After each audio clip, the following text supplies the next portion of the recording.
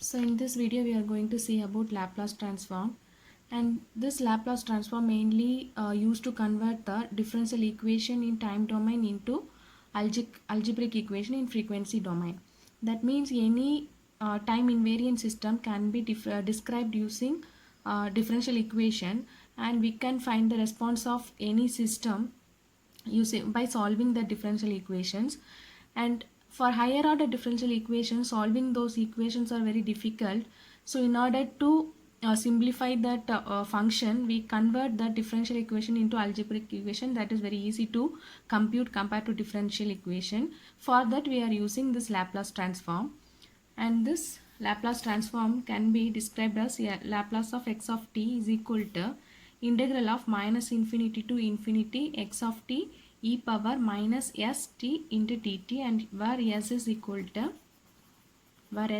to sigma plus j omega.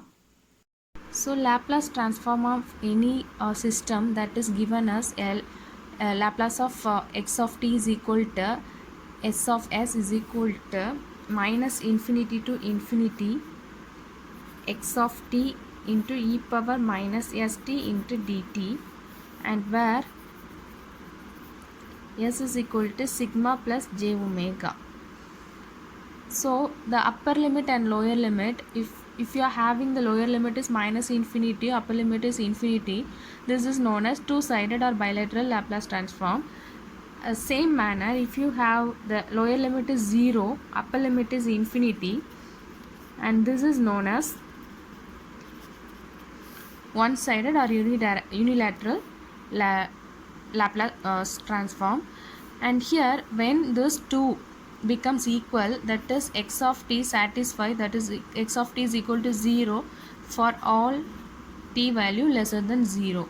So, and observing this two equation, Laplace transform equation, we can conclude that this bilateral Laplace transform is used to solve for both causal and non-causal signal, and for unilateral is used for only causal signals.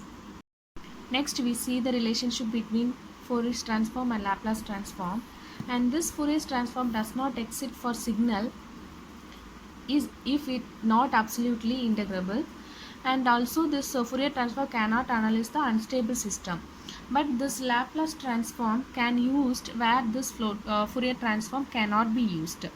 That means this Laplace transform includes additional factor where s is equal to sigma j omega. So we add one additional factor e to the power minus sigma. This factor used as a convergent factor and makes the function x of t dt becomes absolutely integrable. So we can use for Laplace transform where we cannot use Fourier transform, and also this can be used for unstable system. So the relationship between Fourier transform and Laplace transform is the Fourier transform x of omega, that is equal to x of s when s is equal to j omega. That means the Fourier transform is the Laplace transform along the imaginary axis of x plane, that is j omega. And now we are going to see about commonly used signal and its Laplace transform, and here we consider only the unilateral signal. So impulse del of t, that is the Laplace transform of this del of t is equal to 1. I solve this alone. That means we know the del of t signal, that is gives 1 when t is equal to 0 and 0 for all values. That is t not equal to 0, for all t is not equal to 0 it gives 0 value. So we apply that equation in Laplace transform, that is equal to, for unilateral, that is 0 to infinity x of t here del of t into e power minus st into dt, and now this del of t is equal to 1 for t is equal to 0, so this becomes 1, and we have only this e power minus st at t is equal to 0. So putting t is equal to 0 here, we have 1. So Laplace transform this impulse signal, that is equal to 1. Same manner this step function, that is u of t, we have u of t, that is u of t is equal to 1 for t greater than or equal to 0, 0 for t less than 0. So same manner we solving this, we will get 1 by s. For ramp function t u of t, the Laplace transform of ramp function is equal to 1 by s square. And parabolic function t squared u of t, the Laplace transform here is 2 divided by s3. Okay, so commonly t power n, that is equal to n factorial divided by n plus 1. And next, real exponential function e power at and u of t. So Laplace transform of e power at and u of t, that is gives 1 divided by s minus a. And if you have plus here, the answer here is minus a. Similarly, if you have minus here, this becomes plus here, 1 by s plus a. And next we see about the complex exponential function. The same manner, if you have plus j omega t, it comes as 1 by s minus j omega, and here you have minus, so 1 by s plus j omega. Next, sine and cosine functions. So the cos function, that is equal to s divided by s square plus a square. The a value here a square. For sine, this as a divided by s square plus a square. And hyperbolic sine and cosine function, that is gives us the same similarly, but this plus becomes minus here, a divided by s square minus a square. For cos also same, yes, this plus becomes minus here, s divided by s square minus a square. And next, tan sine and cosine function, that is we multiply the e power minus at here. So we know here minus means it comes with plus, so this s plus a, this a gives here s plus a. And for cos, this becomes s plus a divided by s plus a the whole square plus omega square.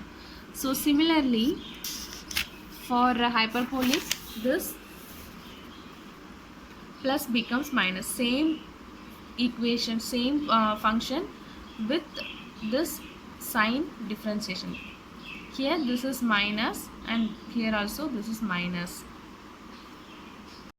Next we see about the properties of Laplace transform.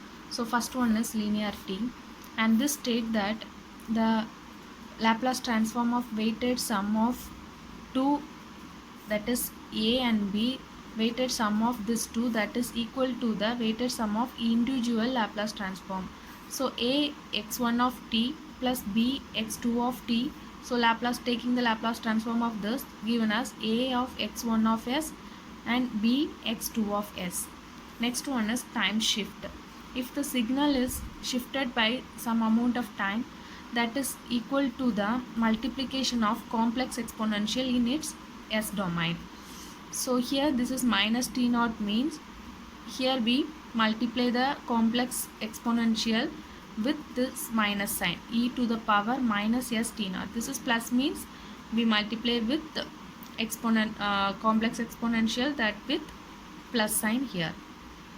So next one is time scaling. That means x of at. So taking the Laplace transform, 1 divided by magnitude of this a for all values, and x of s divided by a. This is known as time scaling property of Laplace transform. Next one is time reversal. That is x of minus t is equal to, in Laplace transform, x of minus s. So time reversal property of Laplace transform state that x of minus t in time domain given as the response as x of minus s in s domain. And differentiation is in s domain. So differentiation mean in s domain mean this s of x differentiation, that is equal to the multiplication of this t with the signal x of t in time domain. Next is frequency shift. That means multiplying a complex exponential in time domain that introduces shift in frequency domain. So if you are multiplying e to the power minus at in time domain, it gives the shift in amount of A in frequency domain. Next is time convolution.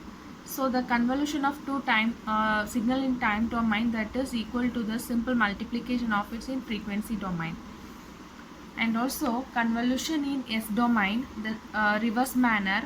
Convolution in S domain, that is 1 divided by 2 pi j, and it convolution of this frequency domain signal, that is given as the multiplication of this time domain signal x1 of t and x2 of t.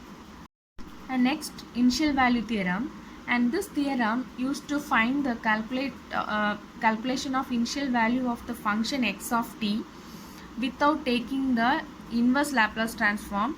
We just use this theorem, we can find the initial value of this x of t.